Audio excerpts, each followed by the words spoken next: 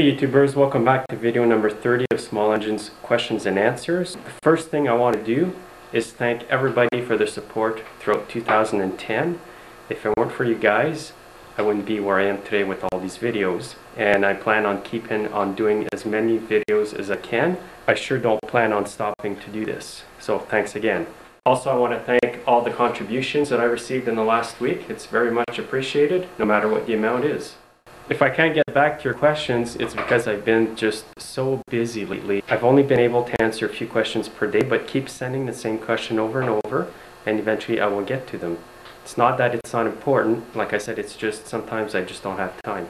Here's an old Citation snowmobile. I think it's a 1985 or something like that. It's got the 377 Rotax engine. It's burning a lot of plugs. You burn like 2-3 plugs a week on this thing. So if you've had the same problems, just post a comment. So let's start with the first question today. Question I often get is, what kind of oil do you use with your tap and die set? So when I'm making threads, what kind of oil do I put between the tool and the part that I'm making the threads in? Well, what I use is cutting oil. I'll show you a can of that I just bought today. So here's a can that I bought. It's called Rapid Tap. Apparently it's pretty toxic. It says to use ventilation and all that. So there it is. Tells you the direction. All you need is a few drops. Now when you open the can up and it's new like that, there's a little nozzle underneath the cap. And then just stick it out this way.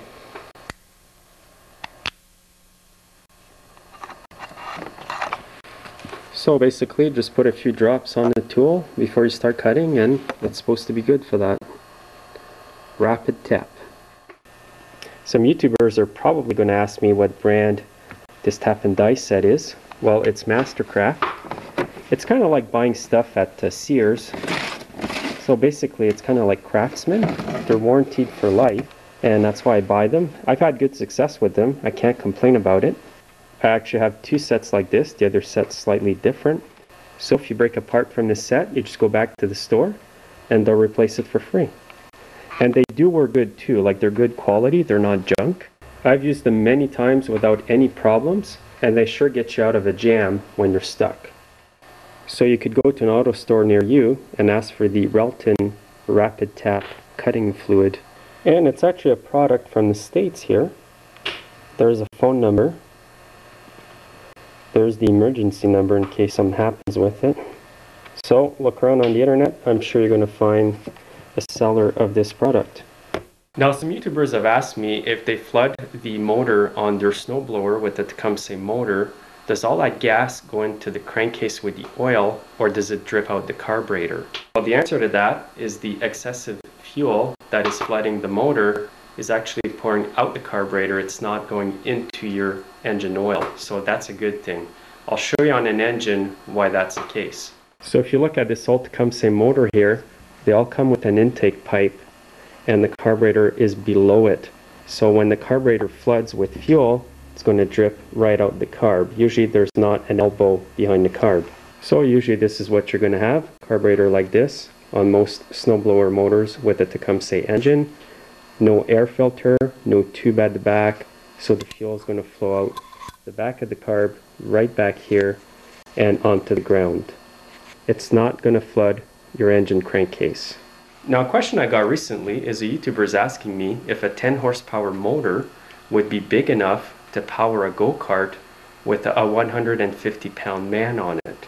Well, the answer to that is yes, definitely. It also depends on what the gear ratio is on your sprockets. So here's my granny cart here. I weigh about 175 to 180 pounds. This is a 7 horsepower motor and it propels it fine. It's geared a bit high, so I don't have as much torque as what I'd like to, but it's still good on the road. Now, what I mean by gear ratio, I mean as to how you design your machine with the sprockets. So if you divide 60 teeth by 12, it ends up being 5. What that means is the engine will turn 5 times per one rotation of this sprocket here. So my ratio is 5 to 1. If I had a bigger sprocket here, then I would get more revolutions out of the motor, So for example, if I had a 72 teeth sprocket, then my ratio would be 6:1. So what that would do is give me more torque. It'd be better off-road. It wouldn't be as fast on the road, but it would carry a heavier person as well. Now sometimes it's hard to get a sprocket with more than 72 teeth, so what you can do is add a jack shaft. So by adding a jack shaft, you can increase the revolutions of the engine each time the wheels turn once. So a good simple method is you can count how many times the motor turns each time the wheels turn once. So for example, if the motor turns 10 times each time the wheels turn once, then you have a ratio of 10:1. That ratio is going to give you more torque, it's going to carry a heavier person, and it's going to be better off-road. So after you've added your jack shaft, you can figure out what gear ratio that you want. Remember, the more revolutions the motor makes, the more torque you will have. The less revolutions the motor makes each time the wheels turn once, the faster it's going to go, but you're going to have less torque. So what you're going to have to do is experiment until you get the right gear ratio for your motor and for your go-kart or whatever you're building.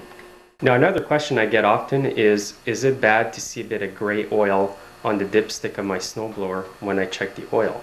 Well, it is bad, but sometimes it's common. What causes that is sometimes a bit of water or moisture gets into the oil and then the oil turns gray.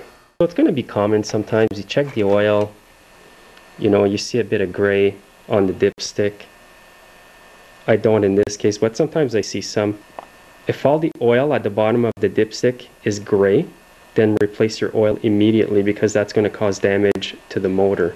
Sometimes you're going to see little spots of gray foam here or oil. Wipe it off. If the oil looks good at the bottom of the dipstick, then you're okay. If you're not comfortable with that, just replace the oil. So here's an example of having a bit of foam there. Now I just replaced the oil in this not that long ago, and I know no water got in my machine because I keep it stored inside. It might have sucked it through the carburetor because there's no air filter. But this here isn't that serious, so I'm just going to wipe it out and put the dipstick back in. The time to worry about it, like I said, is if the oil is gray. I know a guy up north who did that, ran his blower with gray oil, and guess what happened? He blew the motor because the oil doesn't have the same viscosity that it should when it's not full of water. So that's it. So thanks again for watching, guys, and I'll see you next week in the next Small Engines Questions and Answers. Have a great weekend.